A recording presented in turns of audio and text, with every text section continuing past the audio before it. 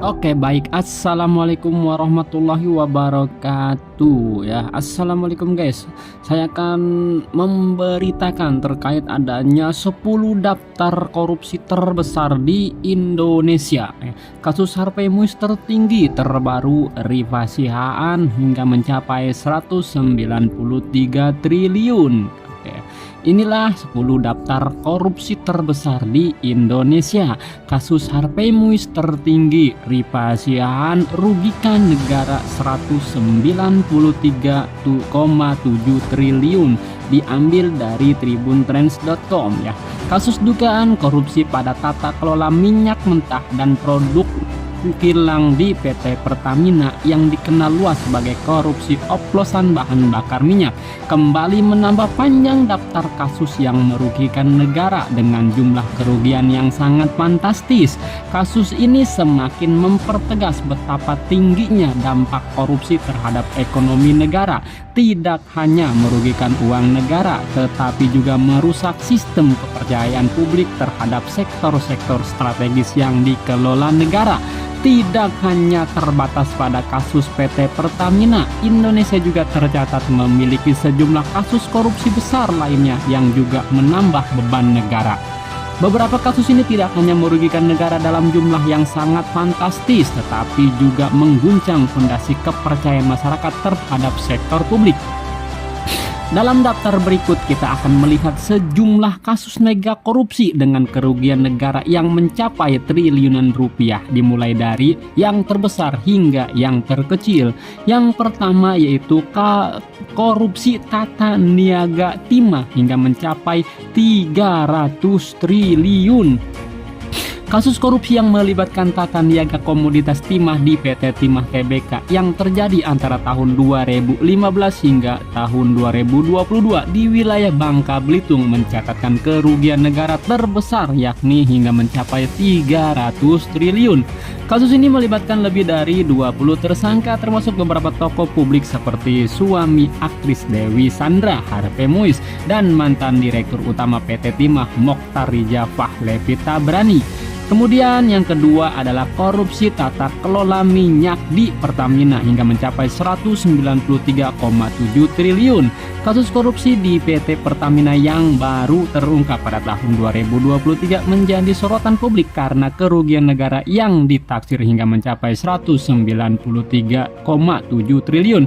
Penyelidikan ini melibatkan sejumlah tersangka termasuk ex-direktur utama PT Pertamina yaitu Putra Niaga, Rifa Sihaan, dan beberapa tokoh lainnya. Kemudian yang ketiga kasus BLBI hingga mencapai 138 triliun. Korupsi dalam skema bantuan likuiditas Bank Indonesia atau BLBI pada tahun 1997 ini mengakibatkan kerugian negara yang mencapai hingga 138 triliun. Peristiwa ini bermula saat krisis moneter yang mengguncang Indonesia, di mana Bank Indonesia memberikan dana talangan untuk menyelamatkan 48 bank yang hampir bangkrut. Namun dana tersebut tidak pernah dikembalikan dan berujung pada kerugian negara yang sangat besar.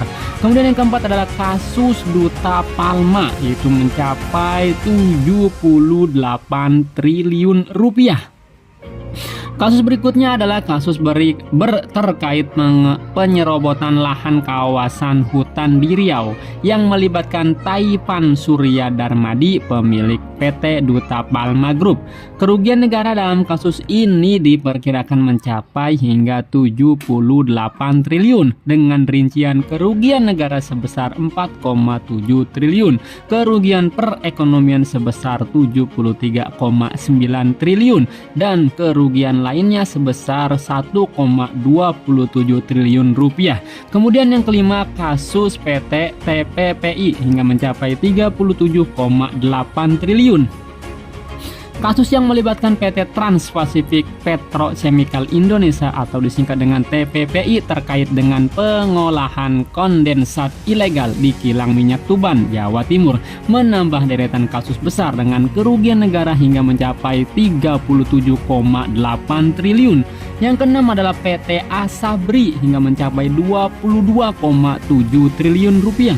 kasus korupsi lainnya yang terjadi di perusahaan asuransi milik negara PT Asuransi Angkatan Bersenjata Indonesia atau disingkat dengan ASABRI mengakibatkan kerugian negara sebesar 22,7 triliun. Penyaluran dana yang tidak sesuai dengan peraturan yang berlaku dan keputusan investasi yang melawan hukum membuat negara harus menanggung kerugian besar. Bahkan beberapa pelaku besar seperti Beni Cokro Saputra yang juga terlibat dalam kasus Jiwasraya harus menerima hukuman berat meskipun sudah menjalani hukuman untuk kasus lainnya. Kemudian yang ketujuh adalah PT Jiwasraya, yaitu sebesar 16,8 triliun rupiah.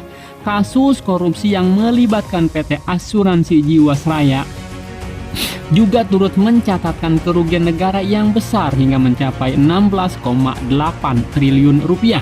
Perusahaan ini gagal membayar polis nasabah senilai 12,4 triliun dan akibatnya negara menanggung kerugian besar. Kemudian yang ke-8 adalah kasus ekspor minyak sawit mentah hingga mencapai 12 triliun rupiah.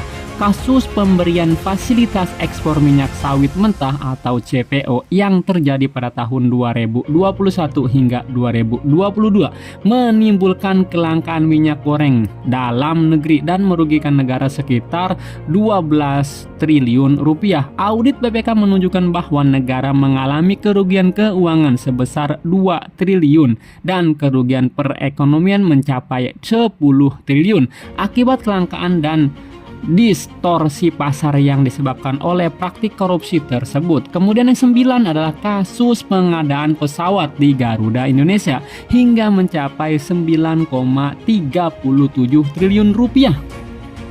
Pada tahun 2011, kasus pengadaan pesawat oleh PT Garuda Indonesia untuk tipe CRJ-1000 dan ATR 72600 mencatatkan kerugian negara yang cukup besar, yaitu sekitar 9,37 triliun rupiah. Korupsi ini melibatkan sejumlah pejabat tinggi Garuda Indonesia termasuk ex-direktur utama Emir Syahsatar. Kasus ini mencerminkan penyalahgunaan wewenang dalam pengadaan barang strategis yang merugikan keuangan negara. Kemudian yang terakhir itu 10 korupsi proyek BTS 4G hingga mencapai 8 triliun rupiah. Proyek pembangunan Base Transceiver Trace Station atau BTS 4G atau 4G untuk meningkatkan infrastruktur telekomunikasi yang dilakukan antara tahun 2020 hingga 2022 juga tak lepas dari praktik korupsi yang merugikan negara lebih dari 8 triliun rupiah. Kasus ini melibatkan ex-Menteri Komunikasi dan Informatika Johnny G. Plate yang diduga melakukan penyalahgunaan anggaran dalam proyek yang bertujuan untuk meningkatkan akses internet di seluruh Indonesia.